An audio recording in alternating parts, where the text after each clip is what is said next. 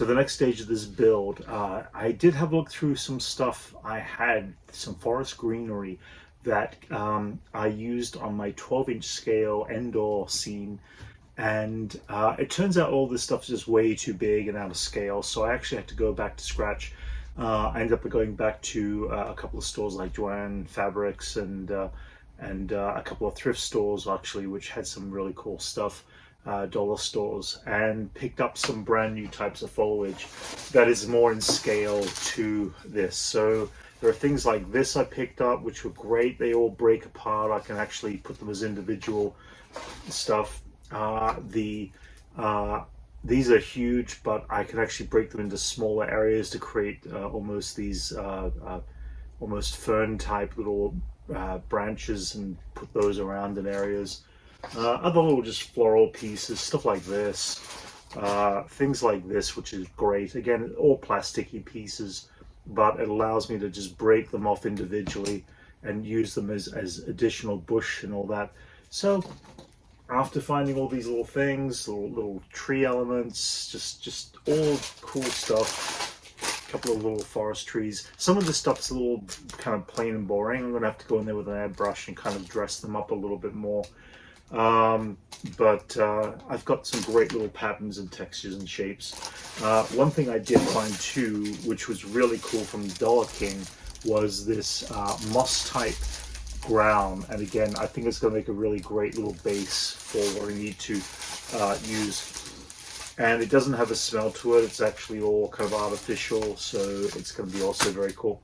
The other thing I need to do is I need to build up some areas around here. Eventually I'm going to need that for the hot scene and all that.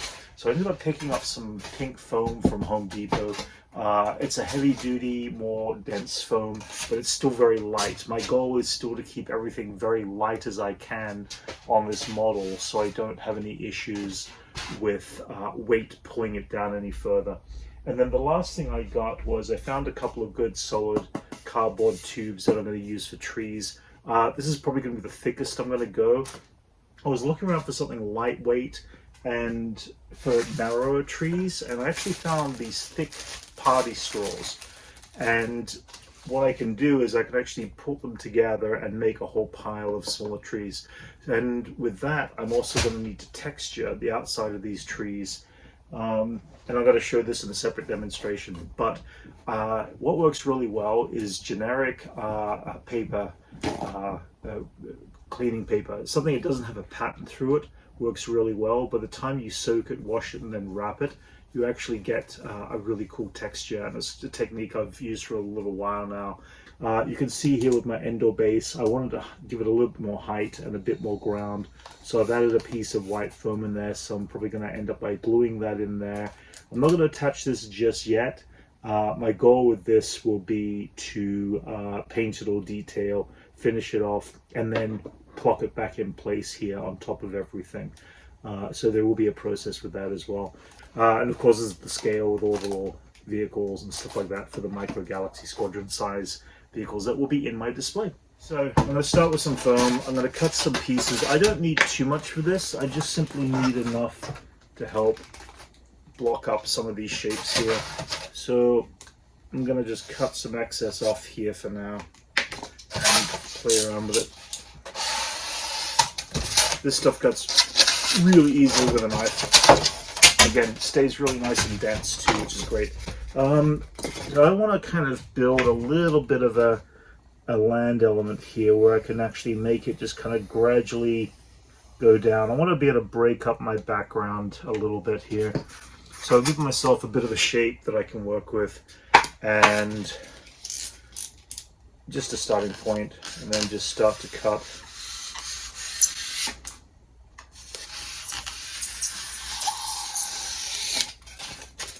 And that way I can just build up some layers and put some in here. The second one, just give it a nice clean cut. Second one here, that can go there. I think this one I'm going to make it quite a bit narrower. It's going to go down to here. Again, I'm going to add some foliage and stuff on the foreground too. So with this in place, I've got the chance to help hide some of the shape behind my actual wheel.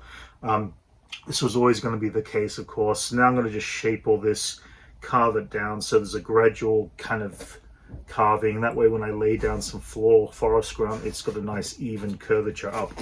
And then I'm going to glue it in place. So when I remove this piece away, you can see here I've got a general position of where this wants to go. I don't have to shape it too much because by the time I put this landscape over the top of it and try to figure it out and match it all down, I think I'm going to end up by having a really nice overall coverage.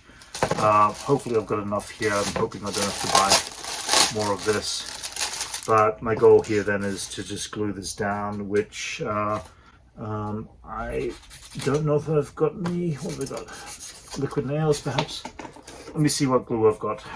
Normally I would use a liquid nails or something. It seems that I don't have any floating around, so I'm just going to go with wood glue and a bit of spray glue. Now you have to be careful with the spray glue how much you use. It's just a multi-adhesive spray glue because it will eat through the styrofoam. I also want to be careful that I don't end up by spraying up onto my actual design, so that's important too. I'm going to pour a little bit on the plate, give myself plenty to work with. Kind of glue this in, and again I just need a little bit here.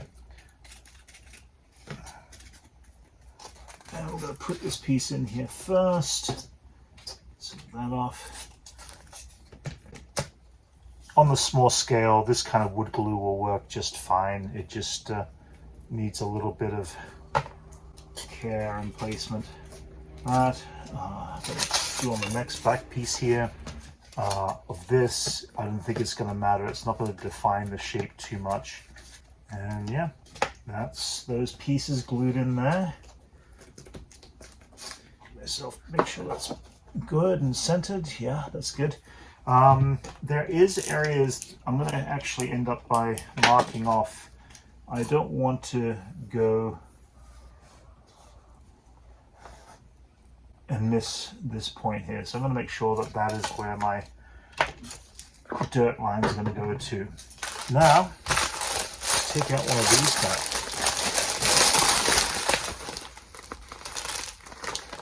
Okay, so it seems that I want to get a nice clean cover over this part here.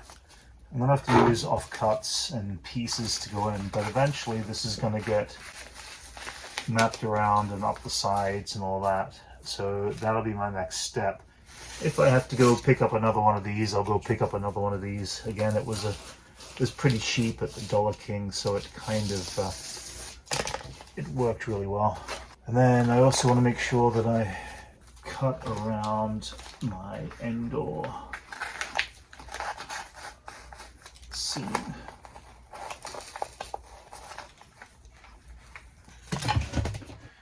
Okay, let's see what I've got left here. So I'm going to use some of these offcuts and come back in from the sides. Let's see, I think that one's a bigger one to use over here. I'm going to use this to fill in some of these pieces here and here. I'm probably going to need to get one more of these because I feel like I'm going to have trouble just covering. But let's see. Let's start off. And this is where the spray glue comes in handy. I'm going to want to spray glue. I should be doing this outside, but I'm just going to do it quickly here for demonstration. You're going to spray glue. I'm going to put a little bit on the foreground here, which is going to help with the double stick. Let's get that out of the way. And we're going to place this as such.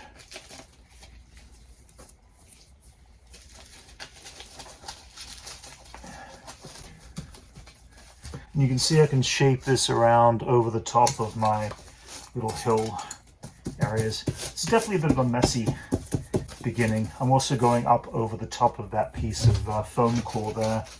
As long as I push it all down and get myself a nice solid base. The other thing is I still need it solid enough that when I put my walkers in there, I want to make sure that they can at least be placed on this. Eventually I might have to put a little dab of glue or something, because this will be constantly moving on the revolve. But yeah, this is how they're going to start looking as a base. And again, I like this as a general base. I'm going to build up all these layers with additional flora and fauna of all this small stuff I've got.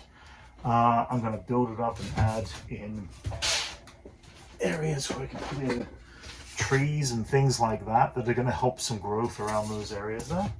And that's the next stage. So this is the near completed stage of this section here. I'm going to want to trim around the circle edge there in the front.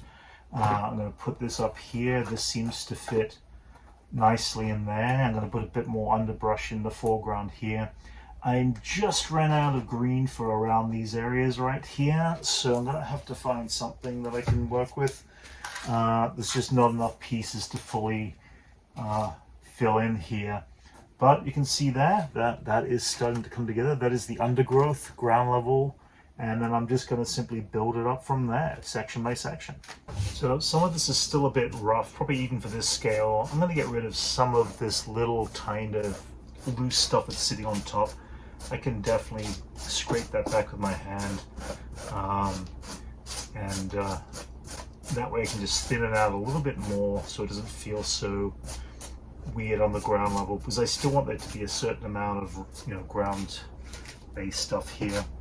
I might come up with some sand or something that I can put in between here and glue down to give myself a little bit more of a patchy earth area. I'm going to play around with that and see how it looks.